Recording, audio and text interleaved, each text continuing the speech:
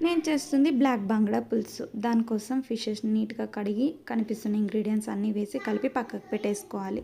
ఒక కడాయిలోకి ఆయిల్ వేసి ఉల్లిపాయలు, అల్లం, వెల్లుల్లి, ధనియాలు, ఇంకా కొంచెం మెంతులు, ఎండుమిరపకాయలు కూడా వేసి ఫ్రై చేసుకొని ఫైన్‌గా పేస్ట్ చేసేసుకోవాలి. ఈలోపు చింతపండును కూడా నానబెట్టుకోవాలి.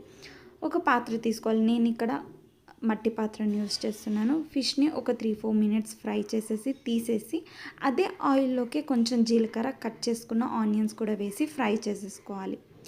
అవి కొంచెం ఫ్రై అయ్యాక దాంట్లోకే మనం పేస్ట్ చేసుకున్న ఈ ఆనియన్, ఎండుమిర్చి పేస్ట్ కూడా వేసి బాగా ఫ్రై అయ్యాక దాంట్లోకి కొద్దిగా టమాటా, కరివేపాకు కూడా వేసి బాగా ఆయిల్ పైకి వచ్చేంత వరకు ఫ్రై చేసేసుకోవాలి. తర్వాత కలిపి పెట్టుకున్న అంటే ఈ ఫ్రై పీసెస్ ఏవైతే ఉన్నాయో ఫిష్‌వి అవి కూడా వేసేసి చింతపండు పులుసు తగినంత ఉప్పు, 4, 5 పచ్చిమిరపకాయలు, కొంచెం కొత్తిమీర వేస్తే ఫిష్ పులుసు రెడీ.